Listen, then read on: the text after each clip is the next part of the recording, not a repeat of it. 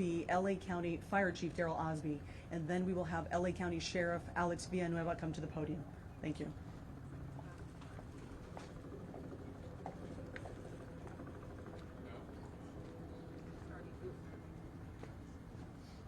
Let's go live with Chief Daryl Osby of the County Fire Department. Good afternoon. My name is Daryl Osby, and I'm the Fire Chief of the Los Angeles County Fire Department. I want to thank you for coming here to today's briefing of the Willow incident. Today, shortly before 10 o'clock at 9:47 a.m., the Los Angeles County Fire Department received a 911 call of a potential helicopter down in a brush fire at the intersection of Los Virgenes Road and Willow Glen Street in the city of Calabasas in unincorporated Los Angeles County. Upon arrival, our firefighters discovered approximately a quarter-acre brush fire that resulted from a crash on the hillside. The Los Angeles County Fire Department initial response was 15 pieces of apparatus and 56 personnel that consisted of paramedics, engine company, heavy rescue, truck company, hand crews, and aircraft, and a chief officer to oversee the incident.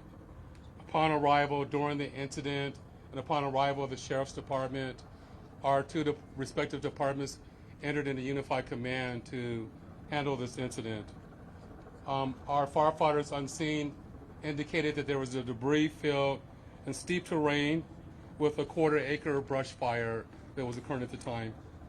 Our firefighters hiked in to the accident site with their medical equipment and hose lines to extinguish the stubborn fire, as it included the brush fire, debris from a helicopter, and the fire also included magnesium, which is very hard for our firefighters to extinguish because magnesium reacts with oxygen and water.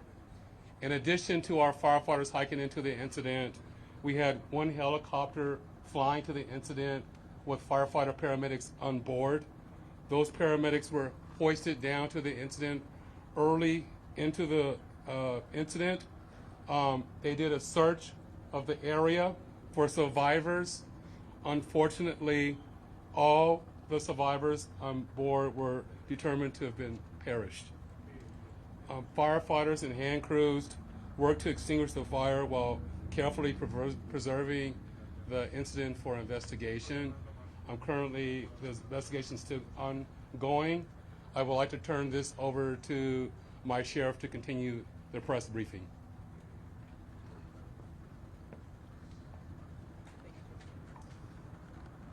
Thank you, Chief Osby. Personnel from Los Angeles Sheriff's Station responded to the scene of the crash site and assisted the fire department, and we've established a containment area, and now our Aero Bureau has a handle on traffic or aircraft accidents. However, when there's a fatality, then it switches to the National Transportation Safety Bureau, the NTSB, and the Federal Aviation Administration, the FAA. The FAA is already on scene and assisting. We're waiting the arrival of the coroner's office to assist in the recovery of the remains. As the chief indicated, there were no survivors.